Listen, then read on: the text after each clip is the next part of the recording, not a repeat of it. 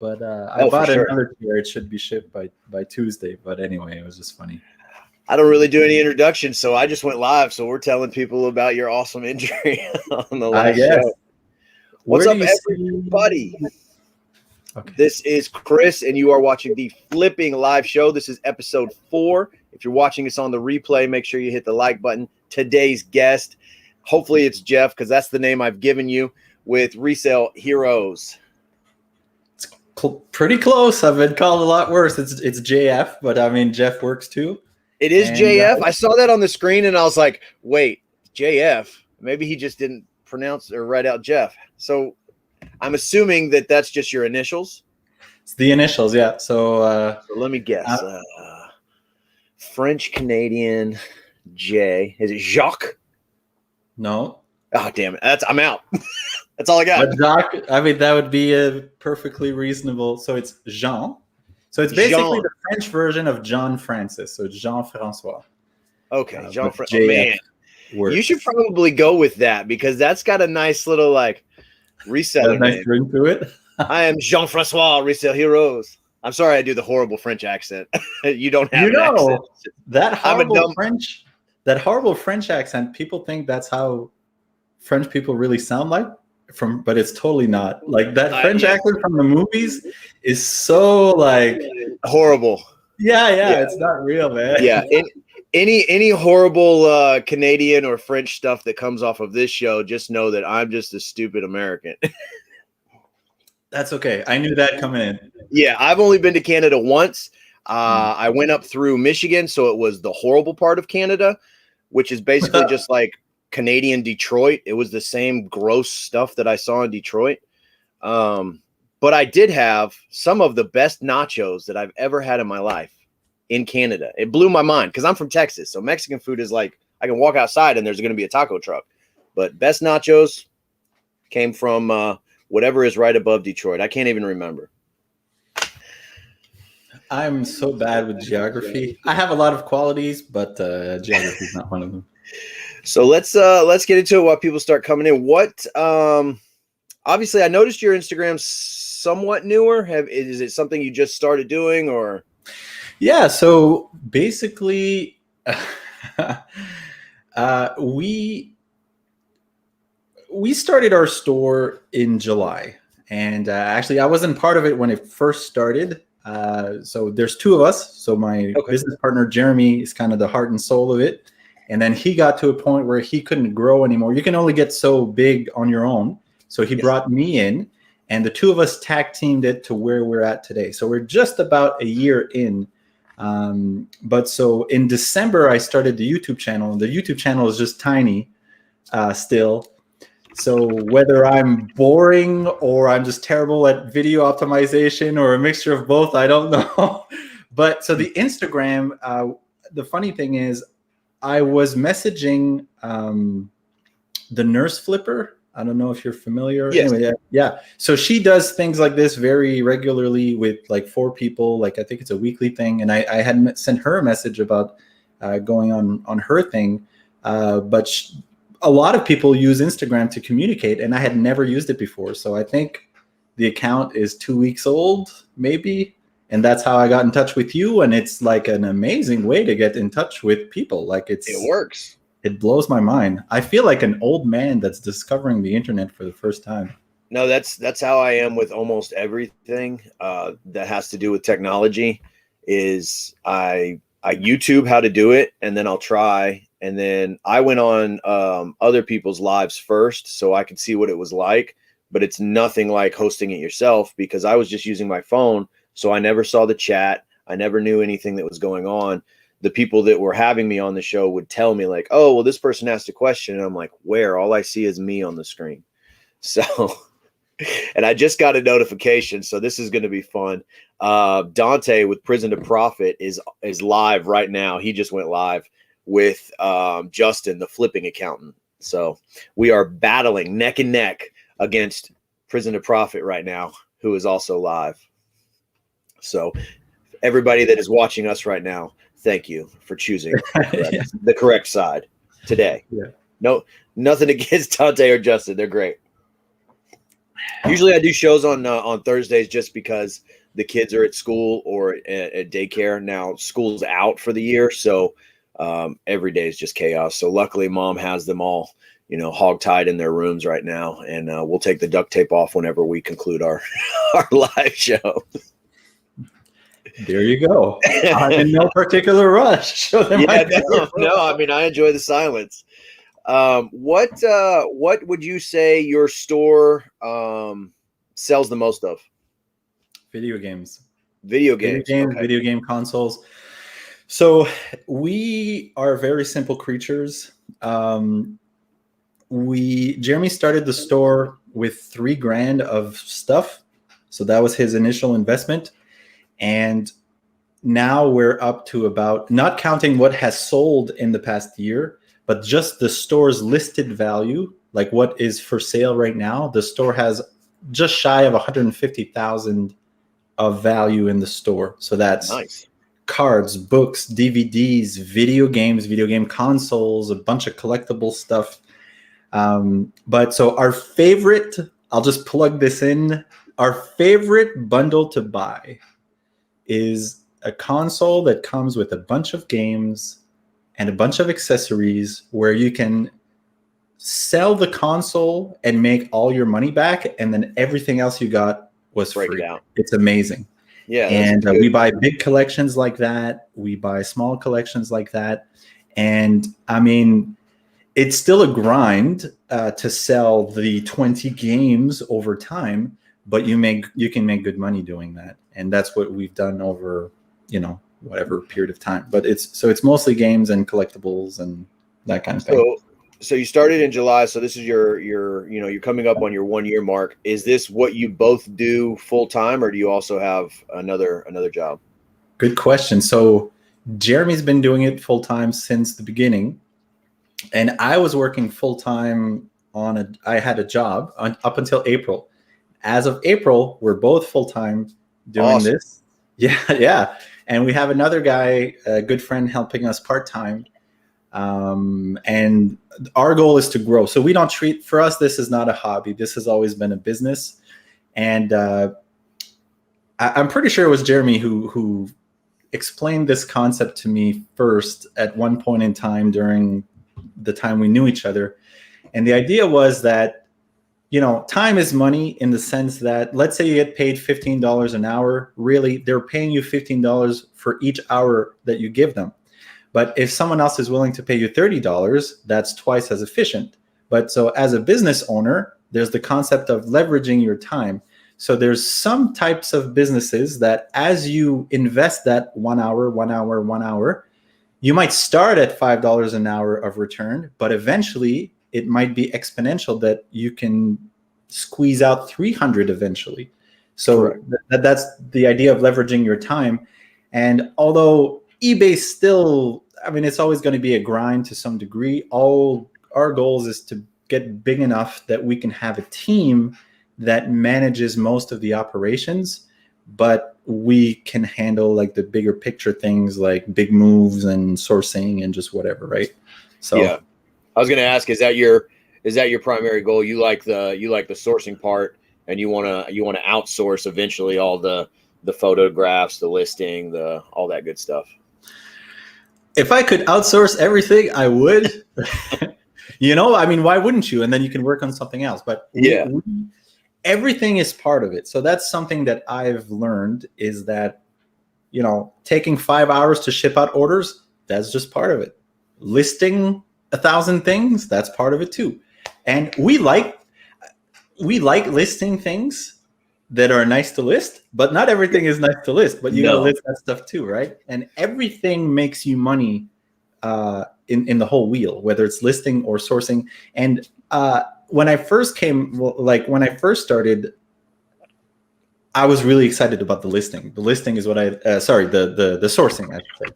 I was really excited about the sourcing. The sourcing was my favorite part of it. But because in my mind, that's where the money was made. And on some level, that's where it starts. But if it doesn't get listed, it never sells. And if it doesn't get shipped out, it never gets to the customer. So everything needs to happen for that money to be made and to stick. For sure. It's like a chain link, and you have to have no weak links in the chain, or you're going to have some kind of slowdown, especially when it comes. See somebody trying to make me an offer, a lowball offer right now on eBay. No, thank you. Get off my screen. Oh, I ruined it. Hold on. I'll be back. I don't know where I went. It's probably another reseller. They do it on purpose. Yeah. There we go. Sorry. Well, sometimes people make us offers on things that's like less than what it would cost to ship it. And it's just like, really? Yeah. This is like 10% of my asking price or like 20%. Yeah, I get that literally all the time. Like people will be like, I'll have something for $35 and they'll be like $7 in free shipping. And I'm like, oh, well, it costs $7.85. So you want me to give you the item and then pay you 75 cents? They're like, yes. I'm like, do 25 okay. cents? Yeah. At least they're honest. They're like, yes, that's what we're asking. I'm like, oh, okay. Well, let me see. So you're a year old, you're doing video games. I kind of got that with the controllers and the headsets and stuff in the background. You have a very nice backdrop display. It's very, very professional for live streams. Thanks. And it's actually real stuff. Like it's not a green screen. Some people think it's like it's real, people. It's real. Is that stuff for sale, or is that you guys you use that? No, this is just my stuff. That's my VR headset up there, and that's my Switch, and those are remotes. That's my mic. So you play games. So you're a gamer, or you play video games? Yeah. Awesome. Yeah. I play a reasonable amount. If you sell video games, you should probably play them. Yes, but people are under the false impression that we fully play every single game that we have. But when you have like 5,000 of them, you can't spend 30 hours 5,000 times to play them. I will. I get the same thing about shoes. People will message us and they'll be like, can I have a picture on feet? And I'm like, nope, I'm a man and these are women's size 6. And they'll be like, oh, well, can you find a woman? And I'm like, what? We just go out into the streets and be like, I need a woman with a size 6 foot right now. There's a weirdo on eBay that wants to buy these shoes and I need his money. It's like a Cinderella situation. You're trying to get it to fit the foot. Yeah, so I don't do the way we're set up is eBay's our primary bread and butter. That's where we make most of our money, and then we will tier down to Mercari and Poshmark after 30, 45 days if they haven't moved, and then last hope is Facebook Marketplace. My wife, Stacy, will take over and she will post the stuff and deal with all the weirdos on Facebook. And she gets a lot of weirdos. Yeah. So I can't handle Facebook because I'm too sarcastic to like, if we were trying to sell a bathing suit and someone's like, hey, please send me photos. I would literally just put the bikini on and send them awkward photos and be like, this is what you wanted. As requested. Yeah. And then they won't buy it, but they'll have all these horrible photos of me in a bikini to spread around the internet. You know, it's amazing the randomness of the requests that sellers get. So we have a really small following, like a very small Instagram account and a very small YouTube account, but we have a huge store. And we've got 10,000 items listed and all that stuff. So we get a lot of messages. And one of the weirdest messages we got was like a month ago. And so right now we have just under 2,000 DVDs for sale. And there's this lady that asked me, it was a Hillary Duff CD, and no offense to that lady if she ever watches this video, but she asked me, so Hillary Duff is a singer from the 2000s or whatever, and it was like a concert DVD. And she asked me to watch the DVD and to see if at any point during the DVD that Hillary Duff showed her wardrobe in a special interview. And I was like, what kind of question is that? Like, this is the stuff I wore. Yeah. And ends up she totally did. I actually I fast forwarded through whatever and she actually did it. And then that lady ended up not buying the DVD. I was like, really? All that time leveraged for nothing. Yeah, exactly. Yeah. That's that we get a bunch of since we've niched down to just shoes and jeans primarily. We don't get as many weird questions now. With jeans, we get a lot of like the rise. They want to know the rise, which I had to learn. That's like from the bottom of the zipper to the top. Like, so anything over 11 inches is considered like mom jeans. Okay. Yeah, I have no idea. So they'll be like, well, is the rise over 11? And I'm just like, I mean, it is, but if you're a larger person, they're not going to be that high. It's going to still be low. So I don't know. Yeah, that exactly. That's what I used to put in the descriptions, and no one ever bought my jeans. I said the crotch is 12 inches, and I had to change the word to rise. Oh, apparently Hillary Duff is a big flip the world. Yeah, I guess. Well, we need some more wardrobe in the beginning of the DVD, so he doesn't have to fast forward through the whole thing and waste his time. Let's help him out. Oh man. I'm honestly, I'm overwhelmed with just the amount of stuff behind me that has to go get done today. Do you guys work 7 days a week? Do you have a set schedule, or do you just kind of as you? So it's kind of flexible, but really Mondays have to be a shipping day. We have no choice. I mean, I think that's for everybody. Yeah. So, I mean, but we sell about 20 to 30 items a day. So, and there's $5 items and there's $400 items, right? But all in all, like we were talking about earlier, it's about 20 to 25, maybe $30 average. Which is good. But so Monday mornings, we're going to do shipping until like 1, and then do lunch or whatever. And then we both do listing until whatever, 4 o'clock. But it's really like a full week thing. But so we do shipping on Mondays, Wednesdays, and Fridays. For important stuff, we'll also do shipping in between, just like things that really need to go out or like big pricey items. But everything else is listing and sourcing. And there's like very little wasted time. We don't. I'll try and spend a couple hours a week optimizing the space a little more and just making the alphabetical order a little better, or because we got a lot of stuff. And the more organized it is, the faster we can pick orders once they're sold, right? So there used to be, so right now, like I said, we've got a little less than 2,000 DVDs, but for a while, they weren't very well organized. So if you sold a DVD, it could take a couple minutes to find one. And I have stuff at my place and he has stuff at his place. And then it's like, okay, where's this DVD or where's this one? But now, a lot of things are better organized. So it's important to, you mentioned being overwhelmed. It's important not to get overwhelmed with stuff like that and just to work on what can be worked on.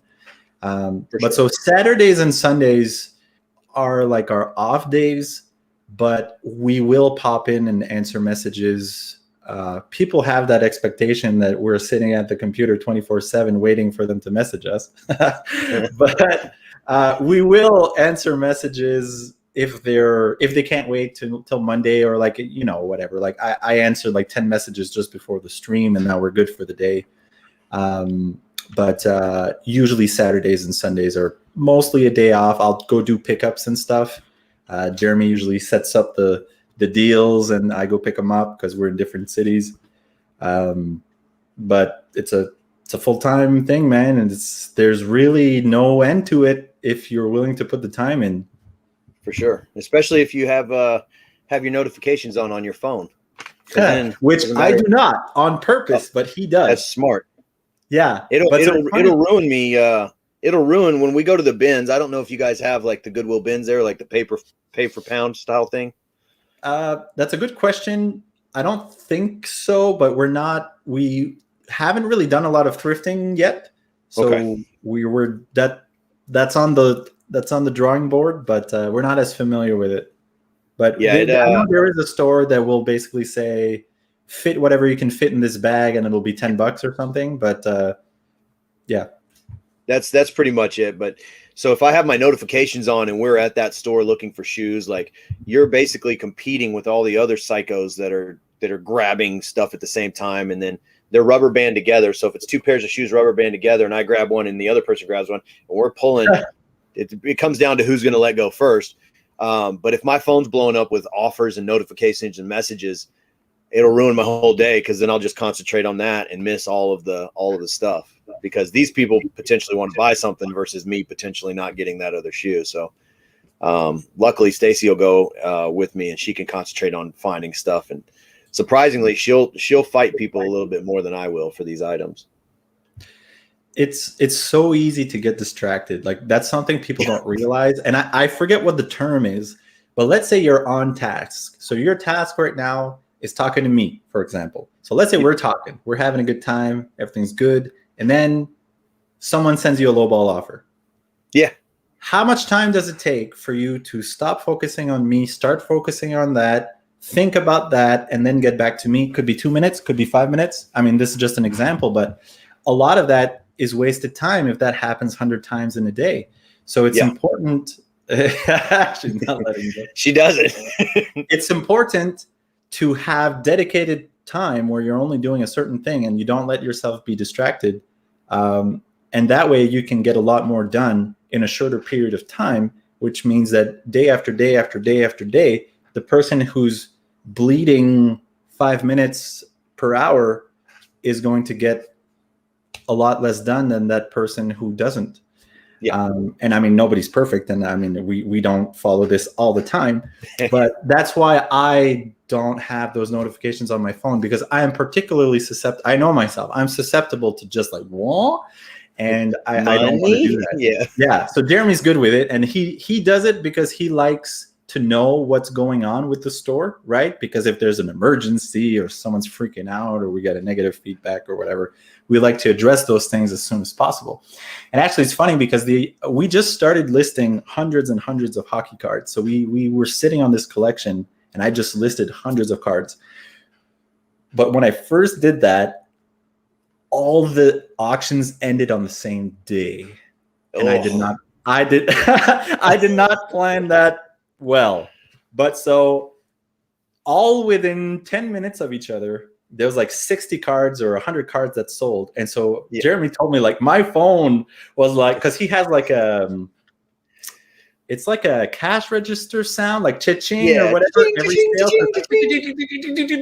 He said it was like a cash register that was going crazy, like he was trying to watch a movie with his kids or whatever.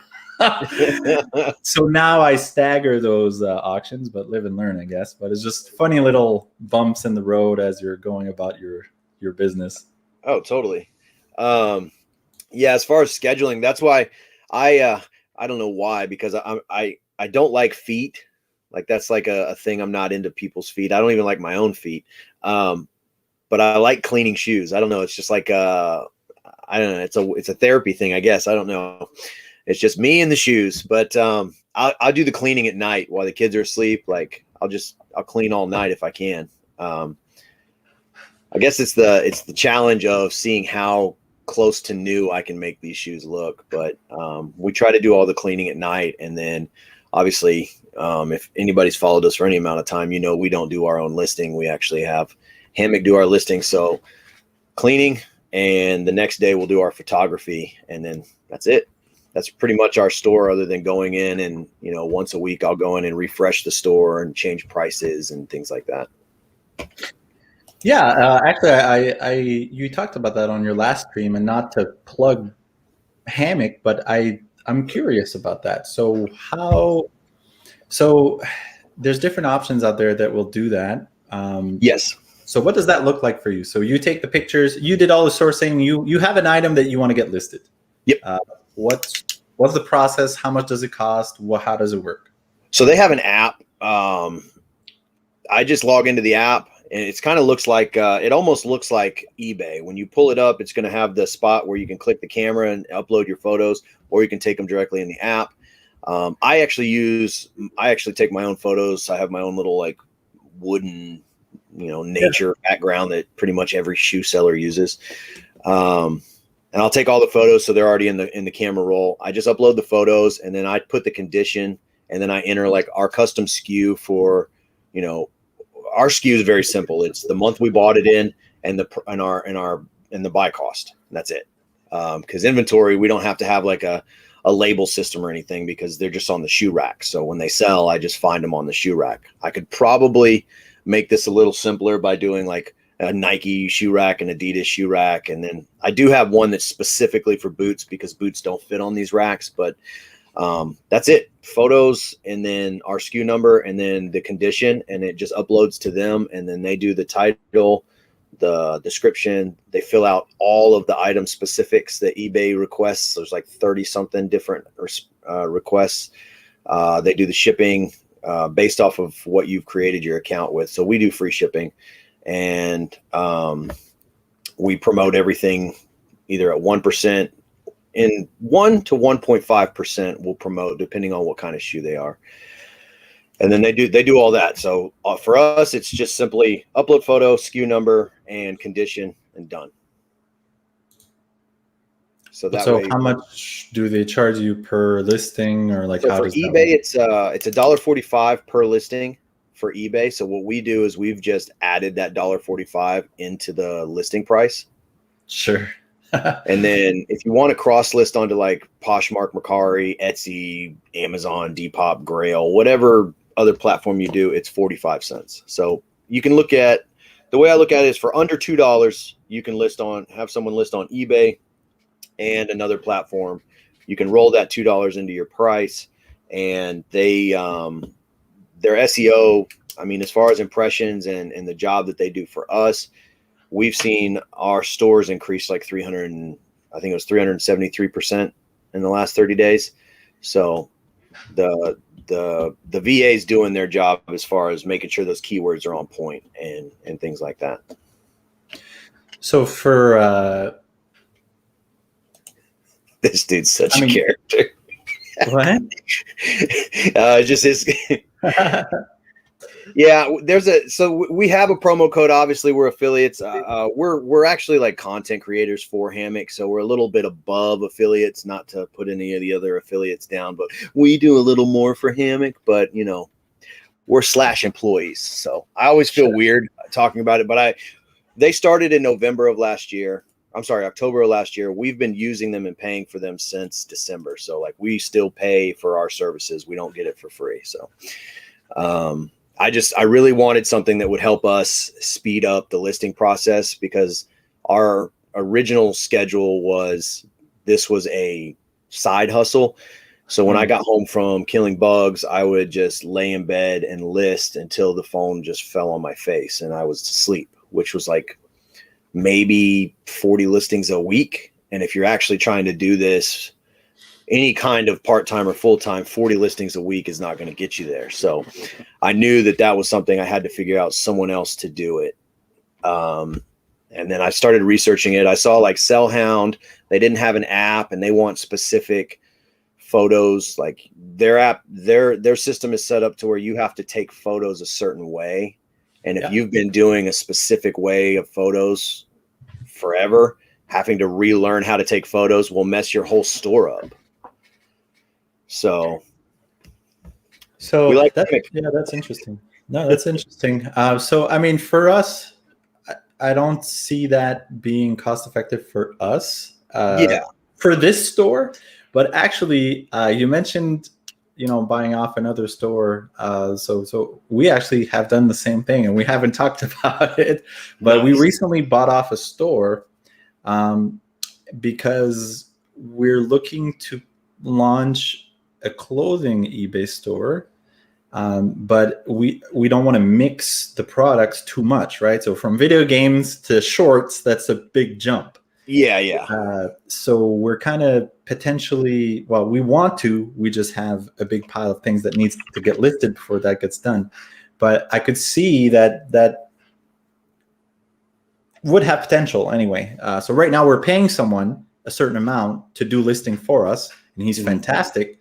But if we can pay someone else to do something else as well, I don't know. It's interesting. So we're always open to being more efficient with time and money and all that stuff. So it's certainly something that we'll look into, because the first time you talked about it, I was intrigued.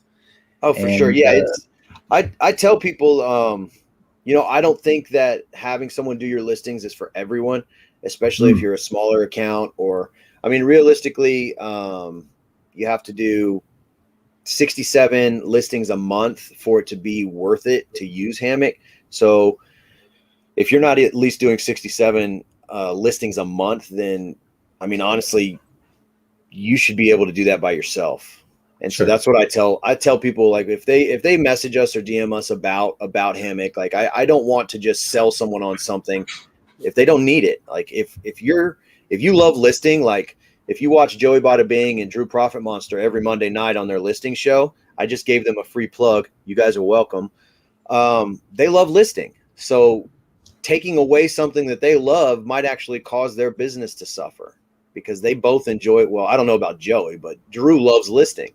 And like Tim Osborne to Thrift, he will start listing on Friday night, and he won't stop until like Sunday morning, and he'll get like 300 listings done because he enjoys listing. I don't know why anyone would enjoy listing, but he just likes listing. So, for him, having someone do that is not going to be good for his business. And then also, if you have any kind of control restraint, like you like to be in control of everything that's going on with your business, which is a good mindset to have, it's hard to let go and let somebody else take care of your pricing and your title and your description and your keywords, and hope or know that they're going to be doing a good job to represent your business. So, I mean, obviously we let them do their pricing based off of the metrics we set up with the account. But I do always go back and look at the pricing, and I have like a guesstimate in my head based off our spreadsheets on what I want the shoes to be listed at. And they're always within, 3 to 5% of the price that I was going to do it if I did it myself. So far, no issues. But yeah, I don't recommend it to everybody. That's why it's like, I'm a very transparent spokesperson for a company, because if you don't need it, don't use it. I mean, the end. Yeah, because if you don't need it, you're not going to be satisfied with it, and nobody wins. But it's funny, you said you don't know why anyone would like listing, but the thing is, if it doesn't get listed, it doesn't get sold. And it's so important. And I didn't at first. I wasn't a huge fan of listing either, but it just has to get done. And but there's some stuff that I enjoy listing more than others. But for something like that, to pay a flat fee like that, it needs to be on an item where you have excellent margins, and where that $2 isn't going to make a difference. So clothing is perfect for that. Yeah. And games is not perfect for that. Actually, the margins are pretty tight on games. But there's, it's not for everybody, and it's not for every kind of product. But for the right person, sounds awesome. Yeah. So as far as you guys, how you get inventory for your gaming store, are you doing like retail arbitrage? Are you doing like Facebook Marketplace buy-offs? Or so we've been doing it for a year now. We actually have maybe 5-6 suppliers, which are local people. Some of them are resellers that don't resell on eBay. Some of them are small shop owners. Some of them, whatever, right? So just people.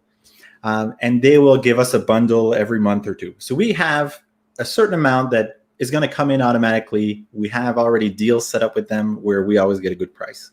But that's not enough to do everything. So most of our stuff we will buy on Facebook or Kijiji, which I'm assuming you guys have over there.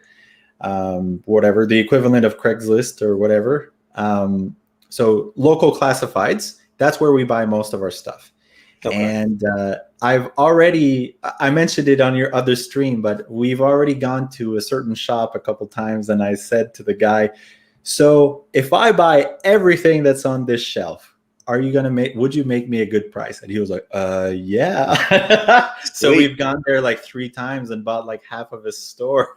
And then so much that his customers that were coming in that day are like, hey, are you moving out?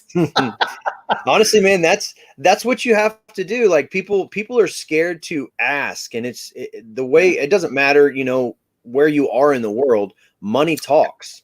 And if you have it and it's a business, they want the money. That's the whole reason they're in business. So that's why I don't ever have a problem walking up to a manager at like a Goodwill or a thrift store and say, hey, I'm a shoe buyer. I'm looking to buy like 50 pairs today. What do you got?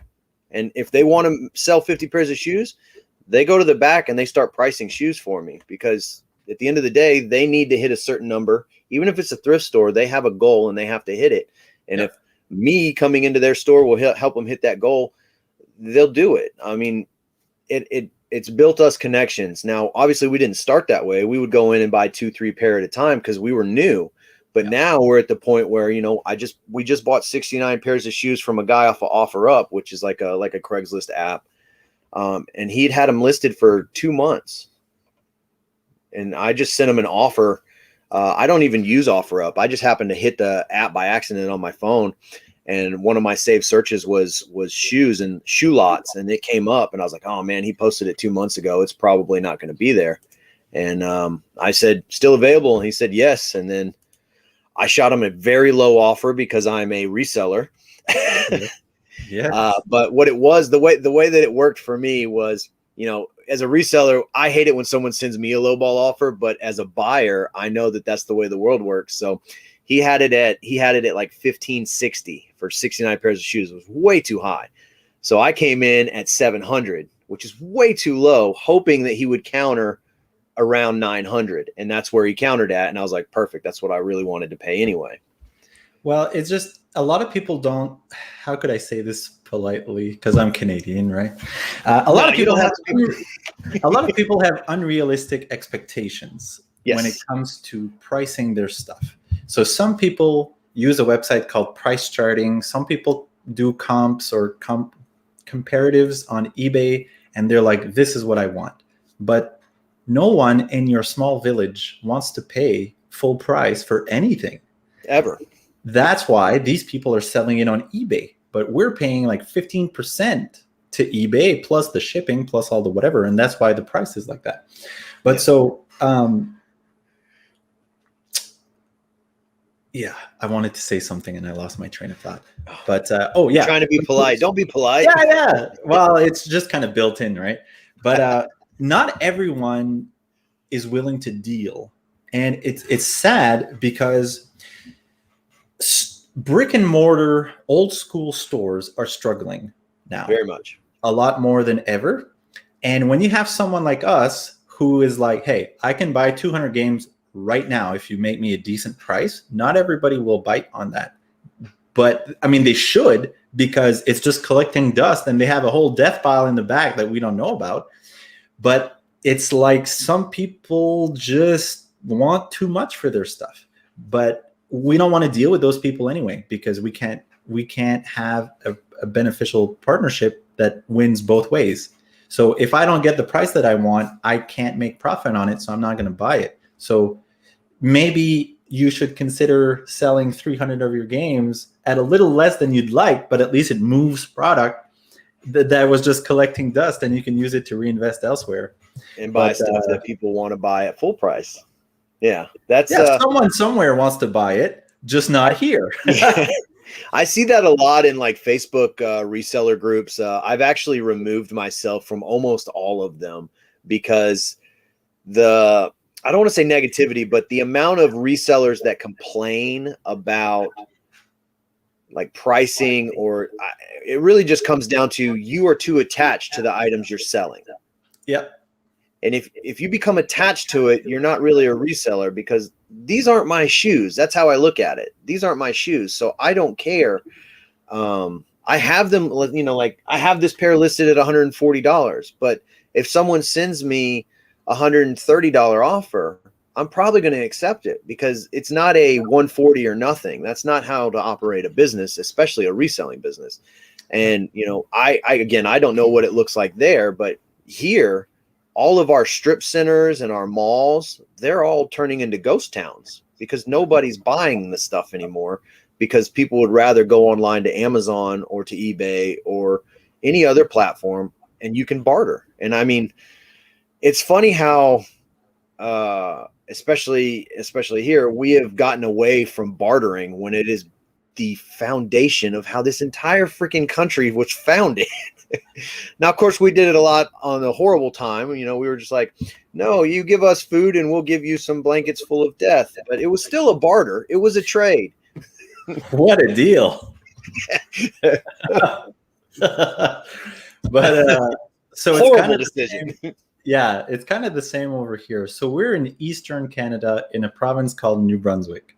Okay. And I realized something when I went to California 4 years ago. And in just California, there's as many Americans there as there are Canadians in all of Canada. Did you know that? There's like 30 some million people in Canada, and there's over 30 million or whatever it was in California. Would you like to know why? I mean, I know that it's going to sound horrible, but the answer is because your customs is legit. You know how we're always talking. Well, not I don't want to say we. I wasn't pointing at me, but Americans in the South are always talking about we don't want no illegals coming up, build a wall, all that crap. I can barely get into Canada, barely. I had to literally get my criminal record expunged just so I could go there. So you guys' border is your system of letting people that don't belong there in is so tight that they're all just stuck here, and that's why we have so many freaking people. Well, that's fair. But so what I wanted to say with that was that so I live in one of the smallest provinces in one of the smallest towns. So when I tell people how many people are in my town, it's just like that's considered a town where you're at. So it less than 3,000? No. Okay. No. Like we have a grocery store. So there's like 140. There's 140,000, I think, and it's like 3 small communities together, and that's called the Moncton area. Okay. But there, in the whole province of New Brunswick, there's 750,000 people. That's not a lot. So it's a small place, and yet we have one of the biggest eBay stores in Canada, and we're not anywhere near being capped out. So what is possible is amazing. And sure. But going back to what you said with the strip malls, even during normal times, during the best of times, here businesses are struggling in our place, in our little area, because there's not that many people. And now it's crazy. It's funny. I had not been in a store for like over a year physically because I just bought everything on eBay, Amazon. I could get my grocery shipped to my door. Why would I go to the blankets of death or whatever, right? So I can just get it all shipped to me. And it's not. But like old school businesses are really struggling. Yeah. And there's businesses that are closing. And there's some new businesses that are starting up, but it's the world has changed drastically. Yeah, I think. I mean, I know that there's a certain group of people that say, "Oh, well, you know, look at history. Pandemics are every 100 years, and this just happens to be our 100-year pandemic. So this is the pandemic for our lifetime." But in the digital age, with the pandemic, the last year has shown a lot of people that society's changed, the market's changed, and then hopefully what I'm seeing a lot with all the new growth of resellers is like people are realizing that their own personal time and values and worth are worth more than going to a 9-to-5 and doing all that stuff, you know. Dana is in the chat. Dude, are you in Hawaii watching a live stream when you could be like riding on the back of a majestic sea turtle or something? Go enjoy your vacation, my man. Only been to Canada once, took a ferry from don't know where that is over to see Butcher's Gardens. It was awesome. I also don't know where that is. Like I said, been to Canada once, best nachos I've ever had in my life, and it was the craziest customs that I've ever been through. And I've been to a lot of South American countries and in countries where people that are heavily tattooed, they like take pictures for gang stuff. But they still let me in like very quickly. Like Canada was very strict. Like they had a lot of questions that they were asking me. I'm like, shit, I don't even know the answer to that. My mother's maiden name, I don't know. Let me text her. Well, it's funny you say that, because on the flip side, I can't speak for every single Canadian out there, but with my personal experience, I've gone to the States, I don't know, 5-6 times by airport, and it was intense for the customs, and they ask all these questions. They look super serious. They I don't know, they're like scary. I don't know. I'm just this nice little Canadian, and I just want to go visit my brother, and then they're like, take your shoes off, take your belt off, we're gonna do everything, we're gonna put you in the machine. Well, that's how intake is for prison as well. You got to take your shoelaces off, you got to take your belt off, and that's because they don't want you to hang yourself with either one of those items. Because usually if you've never been arrested or gone to jail, like the first 48 hours is when people try to kill themselves because they feel like they've ruined their entire lives. Not speaking from experience. We're having a real discussion here today. Holy moly. Hey, that's why I say this isn't just like a reselling show. We talk about all worldly things. We used to be able to go down to Laredo, which is like the border town, and we could go across into Nuevo Laredo. You could just walk across the bridge. They literally you show them your ID and you could go across, and they have like flea markets and stuff. And we would actually be able to go and get like cheaper stuff and bring it back over. And you could make a lot of money reselling like Mexican pottery. Like you can't buy that terracotta pottery anywhere else in the United States other than like across the border. But now the bridge is closed. You can't do any of that stuff. So it's killed my terracotta reselling business. Now you're stuck with shoes, man. Shoes and rise. I almost said the other word, but that would have sounded weird. Shoes and jeans, yeah, jean rise. Dude, I couldn't sell video games because I don't play them. I don't know anything about video games. Like the kids play them. I hear them on the little things yelling at other kids all the time. Well, I assume they're other kids, but then I get online and I see like grown men yelling at little kids. So maybe these are grown men they're yelling at, but either way, I can't keep up with the games they're playing. And I just think they're all secretly learning how to commit, war crimes, because that's every game is just like, and they know more about guns than I do. Yeah, games have a lot of guns in them. And you're selling death to every... No, just kidding. Hey, that's an opinion and a point of view, but at the end of the day, you're in charge of your kids, so... Yeah. But the thing is, there's so many games, and, we haven't played them all either, but we've played games for a good part of our lives, but there's a lot that we have no idea what they are. And it's funny because when I see a game that I don't recognize, that's how I know it's probably valuable, because I'm like, I've never seen this game before. It's probably rare. It doesn't mean it's a good game. It just means it's rare. So it's probably worth more.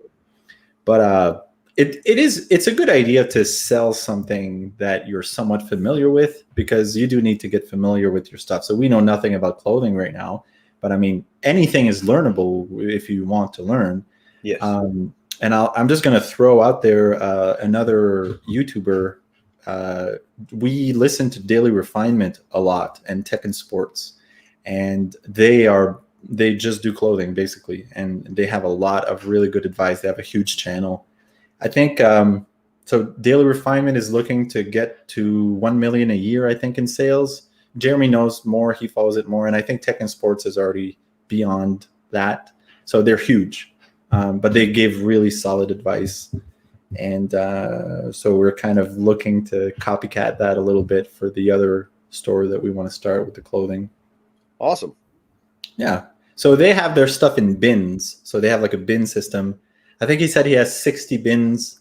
And by the time the 60th one is filled up, then he goes back to the first one, and then he fills that one back up, and then you just kind of rotate the inventory. And whatever hasn't sold in the first bins by the time he finished his cycle, obviously it's overpriced or it's just not selling or whatever, right? You have to go back through your store. Yeah, he's I like certain parts of what he has going. He's very structured and analytical, and I love that side of the business. I'm very anal when it comes to like organization and knowing your prices and knowing your inventory.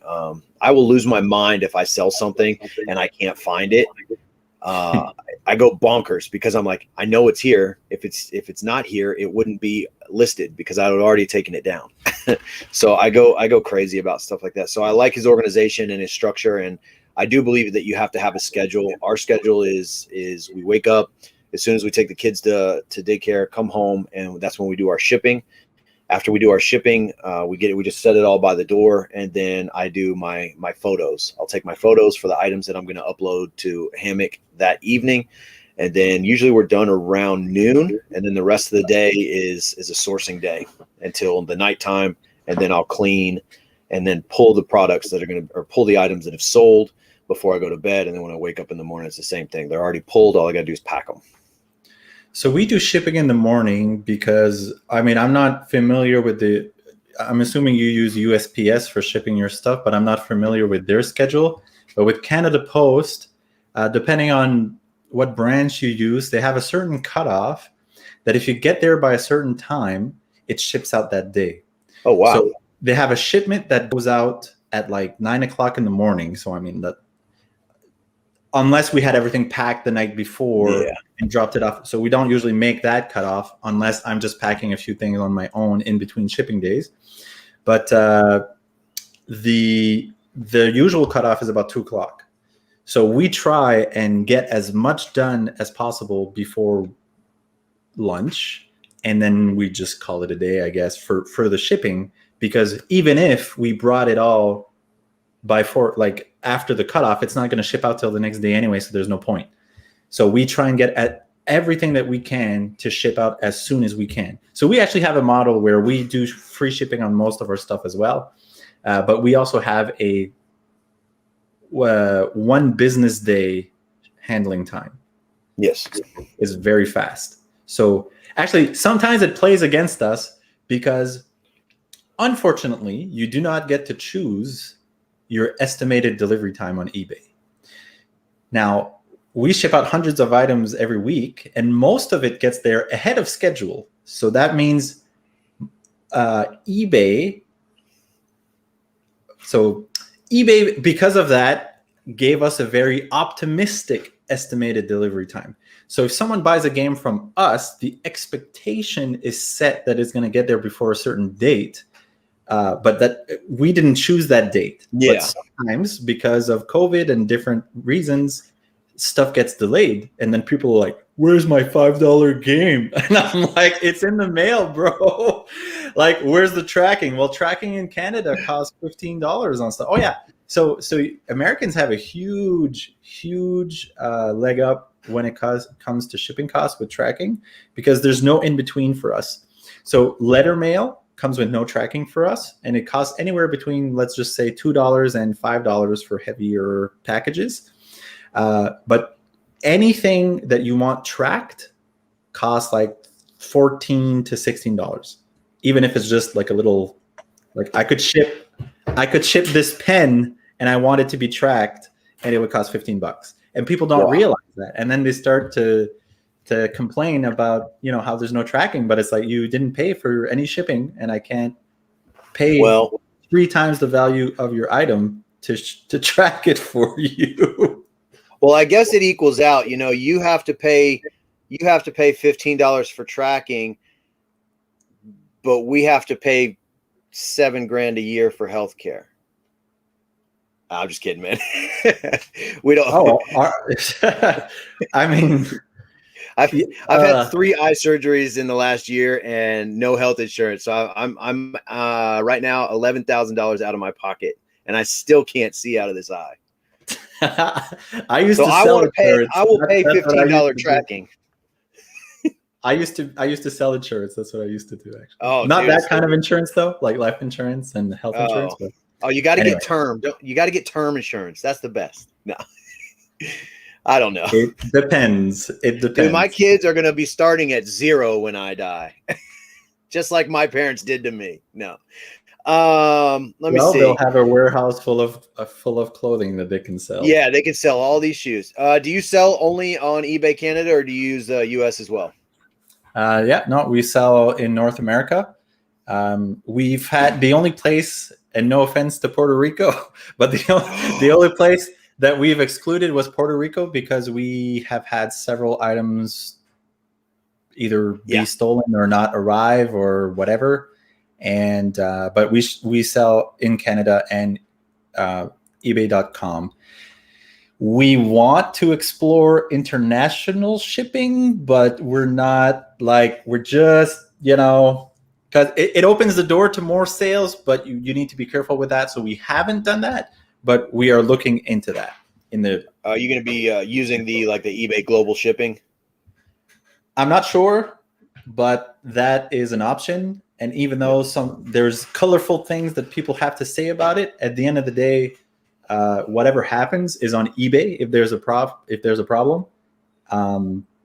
So the global shipping program, for those who are not familiar with it, and I'm not super familiar with it because I don't use it yet, but I have done some research to determine if we want to use it, is that if an international buyer buys from you, so someone who's not in your country, obviously shipping is a lot more expensive, but they also have to pay import fees depending on where they're at. And then there's the delays, and customs can take forever to clear and all that stuff.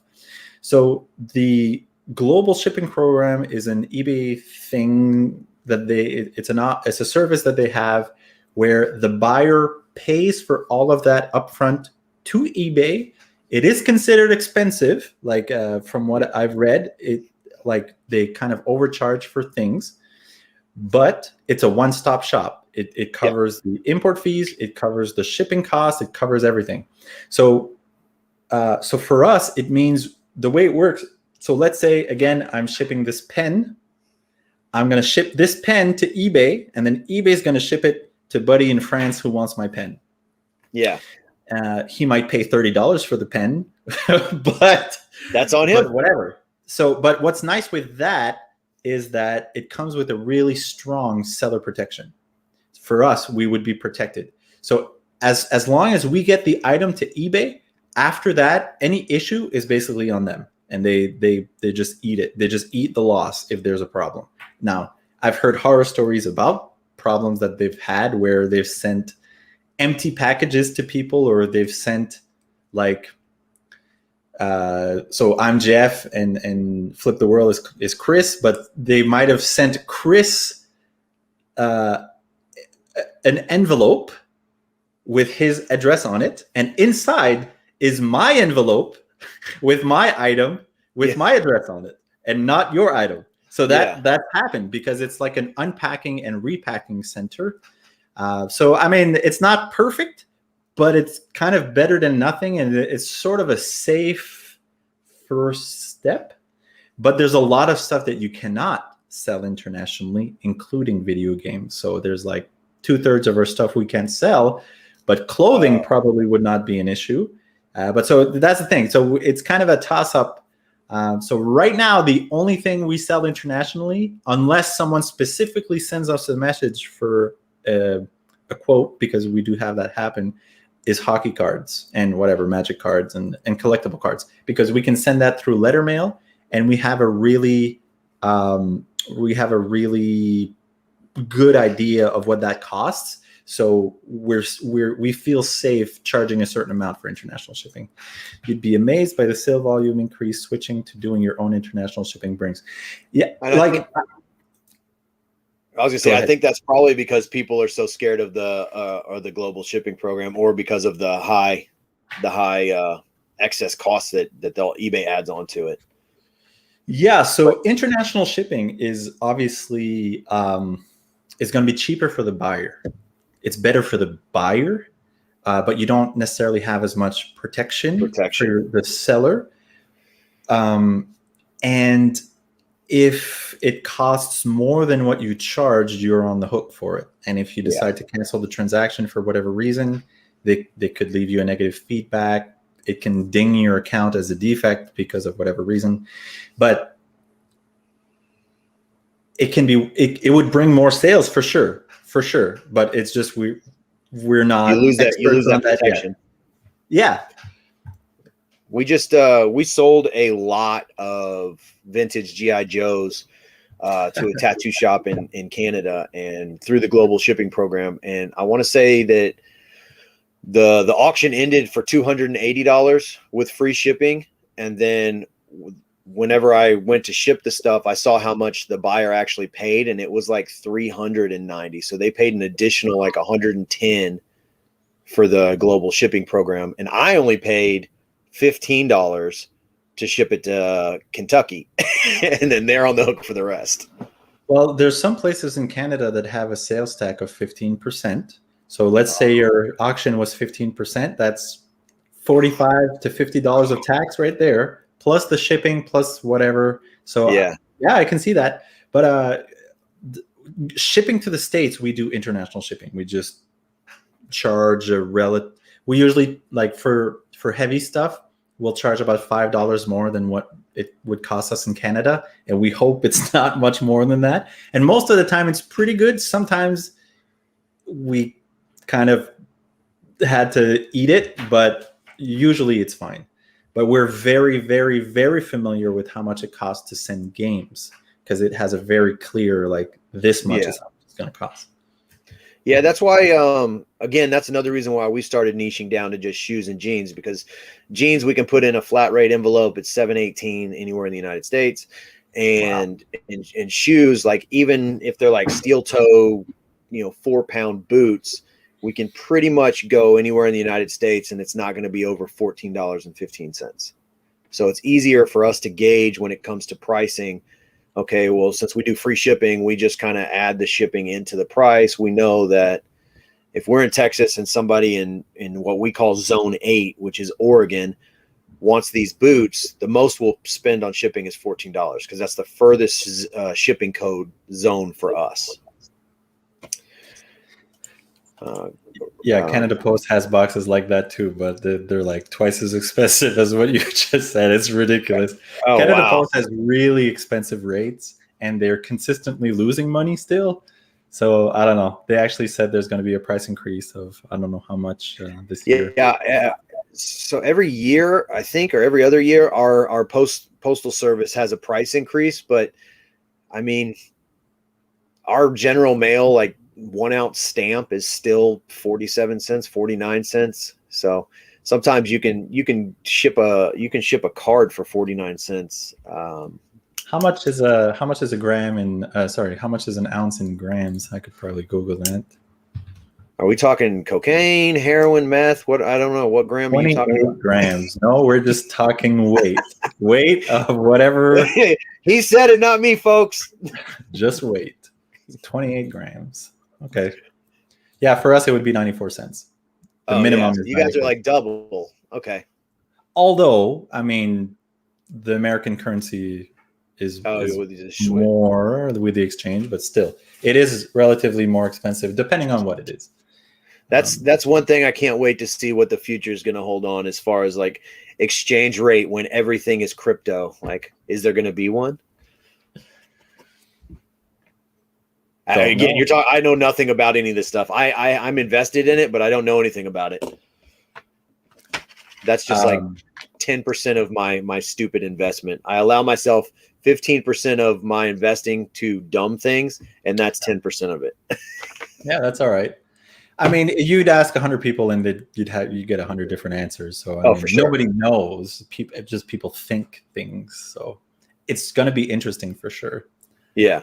I'm just going to show my shirt, because this is the shirt that I like to wear when I need to do some listings. So it says "Take Action" on it. There we go. And just little things, and it's totally tacky, but for me, it motivates me a little bit extra. I see it has it's the Coca-Cola font.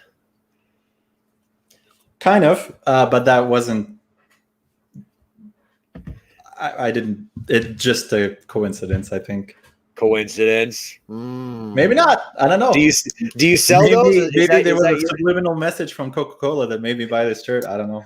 Is that a shirt that you guys sell or? Oh, no. I just bought it on some website or whatever where Oh, I so bought I it. probably designed it. No, I designed shirts for Amazon as well. It's a great passive Okay. income. No, I don't remember what the name of this site is, but there's a motivational coach that I follow called Brendan Burchard, and he has a particular line of clothing. So he has things that says like "bring the joy" and "honor the struggle" and stuff like that. So I was buying some of his stuff, and then on the same site they were selling these shirts. Take action and just whatever. Yeah. So awesome. Yeah. We are going to get close to wrapping up here. I don't think Mom can keep the kids contained anymore. I want to just go ahead and put it on record. This is going to be, and I'll say it for now until infinity, probably the nicest, most polite guest that'll ever be on the show, because that's just how Canadians roll. I knew that coming in, that you were going to be nice and polite, well-spoken, a very great show. I mean, I can say a couple swear words if you want. Just to, no, don't tarnish yourself. like, don't come down to our dumbass American ways, man. You stay good. Yeah. So for a year in business, it sounds like you guys have a great model. You're doing very awesome. I also will say that you are the first guest that has invited himself onto our show and made us do it on a day that we don't usually do it. So congratulations to that. You were sometimes so nice that I didn't want to tell you no. There you go. Sometimes you just need to ask. Actually, that reminds me of something else that I wanted to say about talking to store owners. So the other day, so the thing with games and DVDs and movies and whatever, sometimes they're scratched. And if they're scratched a lot, sometimes they don't work. So they you can take them to a game shop and get them resurfaced. So they have a machine and it kind of fixes most of the discs. So I had a pile of like whatever 5 or 6 that needed to get done. So I brought them to a local store, and we've bought things. You talked about retail arbitrage. So this is one place where some things they had were listed a little low. So we bought a few things, and then we had like buy one, get one free coupons. So we bought like their most expensive stuff, whatever. But I just got to thinking, like, these guys have a huge store. They've got thousands of games, thousands of records, thousands of music CDs, like whatever. And I just thought I would just ask, just gauge to see if they would be open to dealing with us. So I asked the person I thought was in charge. Ends up he was not in charge. He's like, no, that other guy is the owner. So I go up to this other guy and I'm like, hey, we run an eBay gaming store. We sell hundreds of items every week. And I kind of plugged that we already have kind of deals established with other local businesses. And I just wanted to see if you were open to the idea. Never ask someone if they're interested. Ask them if they're open to the idea of, if we'd buy games in bulk, 100, 200 at a time, would you make us a good deal? And he's like, well, if you buy 200 of them, yeah, we can deal. So I haven't gone back, but I know that he's open to some degree to negotiating. So I was proud of myself. I was happy about that. But next time I go, I'll go talk to him. For sure. That's that again. I always say that and this is just kind of, I've done a lot of sales jobs, and I've always been active in as far as I love selling, because it's kind of like a hustle, like to see if you can, if you've watched The Wolf of Wall Street, I'll sell me this pen, that kind of thing. Like I love the engagement of of negotiating and bartering. So that's why reselling just kind of fell into something that I enjoy doing. But you never know unless you ask. And the worst that they can say is no. And so once you get over the fear of being told no, it's going to open up all kinds of opportunities, because what do they always say? Like a million no's will get you to your first yes. And all you need is that one yes. So I will just throw in, if it takes you a million no's, you're probably not selling the right stuff. There's probably some things that can be improved, but yes, that's the idea. Yes. Most of the time in my sales career, what it came down to was me trying to sell whatever the product was, looking like a criminal is always going to get you a no. Yeah. When you knock on someone's door and you're just like, hey, I'm here to sell you some Cutco knives. You like knives? You got a tomato? Can I show you how sharp my knife is? They're usually like, nope, not interested. Click. Even though Cutco is the best knife in the world, just saying, I sold them for about 2 years. That's a pretty good knife. It all comes down to how you do it. But I don't know. Are you talking to me? I should put the camera above my chat screen. My chat screen's like a foot up. You're going to be looking directly down. You leave me alone. Anyway, this has been a great show. I do want to thank you. Kids already came out and were asking me if I was done. I don't know if everybody heard them. They're probably going to be standing right here. But again, thank you for your time. We're just going to still call you Jeff. Sorry. With Resale Heroes. Guys, make sure you follow on Instagram. It's on the screen. Again, if you're watching the replay, hit the like button. Go follow. Links are in the description. And I guess the last generic Canadian question I have is, when you go to sleep at night, are your doors unlocked? The doors to the house? Yes. They are not. Not mine anyway, but some people, yes. Well, because that's the whole thing. You know, everybody in Texas, we're all cowboys and we ride horses, and everybody in Canada hates guns and they leave their doors open. So I'll just let you have that one. All right. Well, I'm going to jump on my horse and go to the thrift store, man. I appreciate you coming on the show. Sounds good. Thanks for having me. All right. Take care. Bye.